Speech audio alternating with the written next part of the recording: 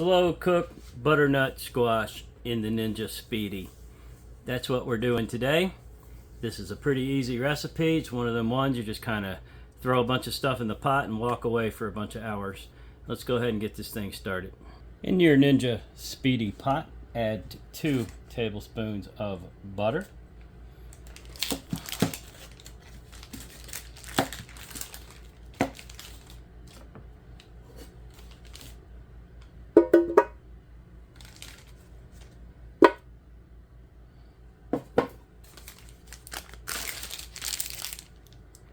And some chopped onion. I'm using about a quarter of a very large red onion. Use whatever onion you guys like or have laying around. Now this is going to slow cook for a long time. This onion is going to break down, so you don't have to do a fine chop on it. Just get it medium chop like that and put it right in the pot with the butter. Let's get this on a sear saute and cook that onion up. Flip your lever up there to the air fry stovetop mode, scroll down to sear saute. That's high 5. That's a little high to melt butter. Let's start it off on high 3, and we're just going to keep a close eye on it, and when the onion gets translucent, we're going to stop right there. In the meanwhile, while we're sauteing this, we can go ahead and start working on that butternut squash. This is slightly over 2 pounds. That's about what you're looking for the squash, about a 2-pound squash. We're going to cut this up now.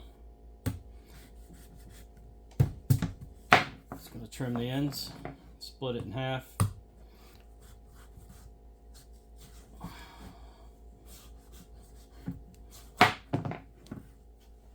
Find a position where it'll not roll too much on you. Make a couple very small slits with your knife to get it started. Okay, you don't have to split it perfect. We're gonna slice and skin this and cube it up. So it does not have to be a perfect slice. It just needs to be cut so we can work on it. I'm gonna go straight down and pull. We're going to do that a couple more times.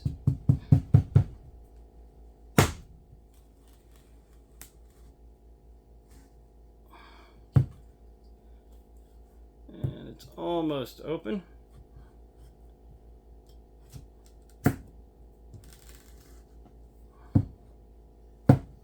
And just spin it around, bring it down, and we're done. Okay. Take a large tablespoon, kitchen drawer style, get over your trash can and just scoop all this out. You can save the seeds if you want to try to roast them.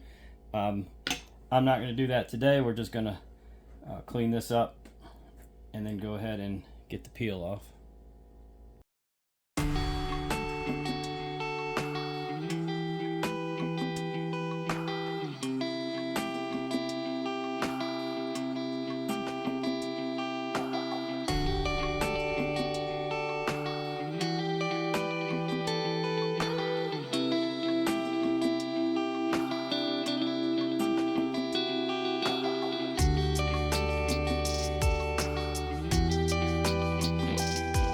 When your onions are cooked down, translucent, and they look about like that, it's time to add in the rest of the ingredients.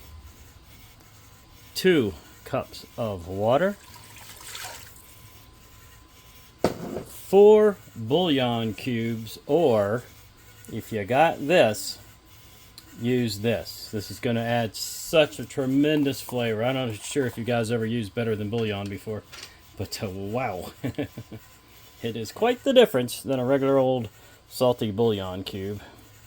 It's more like adding homemade beef or chicken stock to this thing anyway.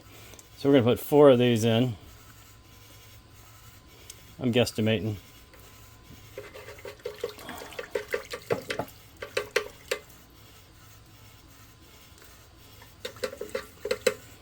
All right. Make sure your sear saute is still on. You want to bring this heat up Get that better than bouillon all mixed in there real nice. Add a little salt and pepper, or even better.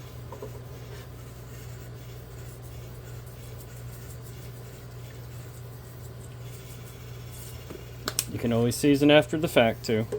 So let's get that better than bouillon completely absorbed.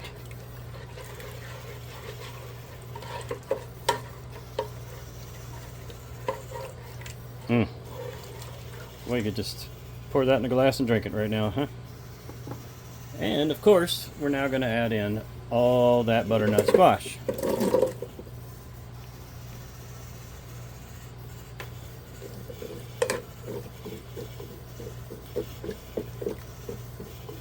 And believe it or not, except for a couple of things at the end, that's pretty much it, guys. Go ahead and lower down, and we're going to hit the stop button on the Sear saute. Scroll down to slow cook. Here's a little tip for you. If you're doing this in the morning, you got all day, go ahead and put it on low. If you're doing this a little later in the evening, but you still want to get a slow cook done over the next 3 to 4 hours, start it off on high, which is what I'm going to do. I'm going to run it on high for about an hour, and then I'm going to drop it to low for the rest of the day. 6 hours, whatever. You can just set it to whatever you want. It don't matter. If you're going to cook all day, obviously you want to raise the time a little bit. 6 hours is about, I'm going to probably do about 5 hours today. So I'll do an hour on high and the rest of it on low. And then we'll get this out, puree up that squash, which should be pretty darn tender by then. Once your butternut squash has been in the Speedi for however long you want it, mine was in there for about, I don't know, 5.5 hours. Get your favorite blender out. I've got a Ninja Auto IQ Smooth Boost, they call it, Ninja blender. And what we want to do is get this, let's get that down a little lower. We want to get this butternut squash in here to puree it, and then we're going to put it back into the pot again. Just going to pulse it a few times.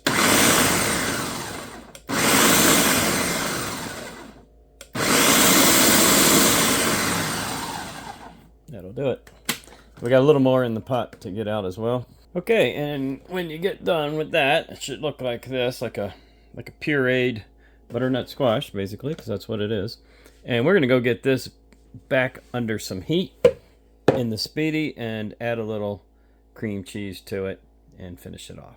Now, guys, you can always add more cream cheese, but you can't take it back out once it's in there. So I would advise against putting too much in at once, or you're going to have cream cheese soup instead of butternut squash soup. So this is just to make it creamy, add a little flavor, but we're not trying to turn this into cream cheese soup.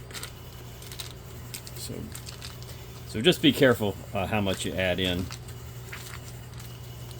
at a time. That's all I'm going to put in at all. Okay, let's go ahead and end the slow cook. Bring it down to, or back up to sear sauteing. I'm going to put mine on H4, fire it up, and we're going to stir until that is melted and gone. We'll also taste along the way and add more salt and pepper if we need it.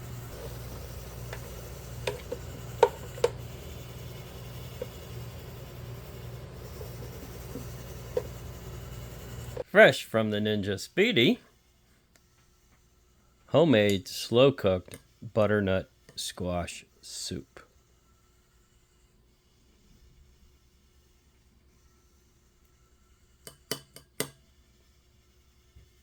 Let's give that a taste.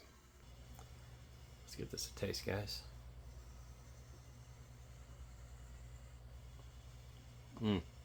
Wow. Wow. That better than bouillon is just popping through. Super good flavor, super strong. Possibly the best butternut squash I've ever made, maybe. Anyway, I want to thank everybody for watching. Make sure you hit that bell for notifications. Subscribe to the channel. Leave me some comments. We'll see you real soon on the next video.